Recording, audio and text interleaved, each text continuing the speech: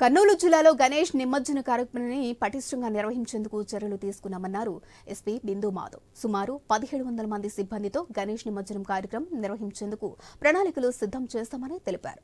సమస్యాత్మక ప్రాంతాలపై ప్రత్యేక దృష్టి పెట్టడమే కాకుండా డ్రోన్ కెమెరాల సాయంతో నిరంతరం పర్యవేక్షిస్తున్నామన్న కర్నూలు జిల్లా ఎస్పీ బిందు మాధవ్తో మా Kurnool correspondent Dharani Kishore face to face.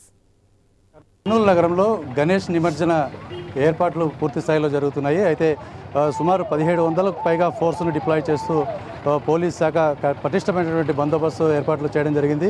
అయితే ఏ విధంగా ఈ యొక్క నిమజ్జన కార్యక్రమాన్ని అలాగే శోభాయాత్రను నిర్వహించబోతున్నారు, ఎలాంటి సంఘటనలు జరగకుండా ఎలాంటి చర్యలు తీసుకోబోతున్నారు దాని మీద మన కర్నూలు ఎస్పీ గారు ఉన్నారు, ఆయన అడిగి మాట్లాడి వివరాలు తెలుసుకున్నాం. సార్ చెప్పండి, అసలు ఈ వినాయక నిమజ్జనానికి ఎలాంటి ఏర్పాట్లు చేస్తున్నారు, మీరు ఎలాంటి ప్రణాళికతో ముందుకెళ్తున్నారు? ఈ కర్నూలు టౌన్లో గణేష్ నిమజ్జనం అనేది ఏటా జరుగుతున్నా కూడా ప్రతి సంవత్సరం పోయిన సంవత్సరం కన్నా ఇంకా విగ్రహాలు పెరుగుతూ ఉన్నాయి. దాన్ని దృష్టిలో పెట్టుకొని ఈసారి కూడా పటిష్టమైన బందోబస్తు ఏర్పాట్లు చేయడం జరిగింది.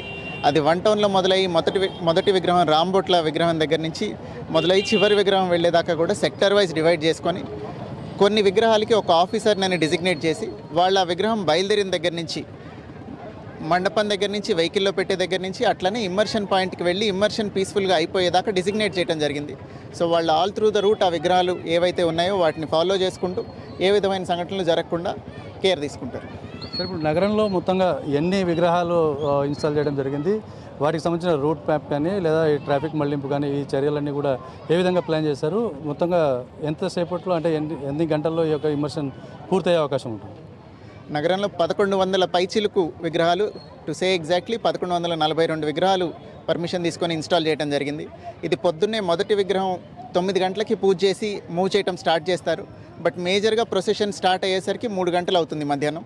వాళ్ళు భోజనాలు పెట్టుకుని అన్ని విగ్రహాల దగ్గర మధ్యాహ్నం 3 గంటలకు స్టార్ట్ చేయడం జరుగుతుంది. ఈవినింగ్ కొంచెం రోడ్ మీద మెయిన్గా అందరూ పబ్లిక్ చూసే విధంగా విగ్రహాలు మూవ్ చేసి ప్రొసెషన్ తీసుకొని వెళ్ళి కేసీ కెనాల్లో నిమజ్జనం చేస్తారు. ఈ యాక్టివిటీ అంతా కొంచెం సాయంత్రం 7 గంటలకు ఇంకా స్పీడప్ అవుతుంది.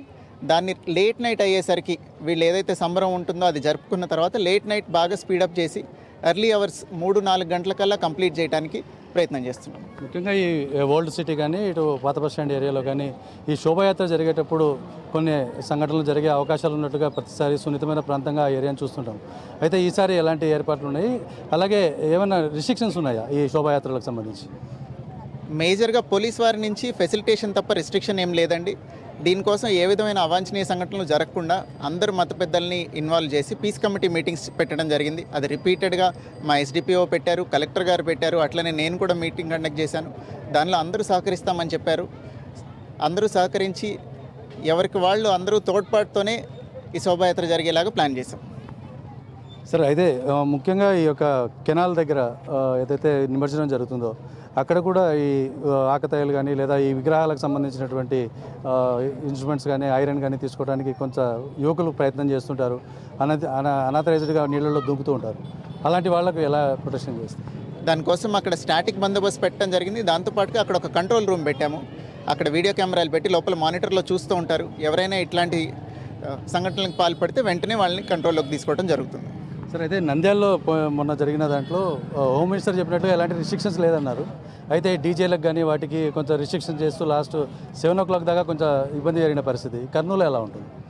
కర్నూలులో వాళ్ళు పర్మిషన్ తీసుకున్న మేరకు రాత్రి దాకా 11 దాకా పెట్టుకోమని పర్మిషన్ ఇచ్చాం. 11 తర్వాత జనరల్లీ పబ్లిక్కి కూడా ఇబ్బంది కాబట్టి ఆ తర్వాత స్లోగా డిస్కరేజ్ చేస్తాం. ఇంకా ఆ డీజేలు కానీ లౌడ్ సౌండ్స్ కానీ ఆ టైం తర్వాత ఆపేసి ప్రొసెషన్ కంటిన్యూ చేసేలాగా చర్యలు తీసుకుంటాం.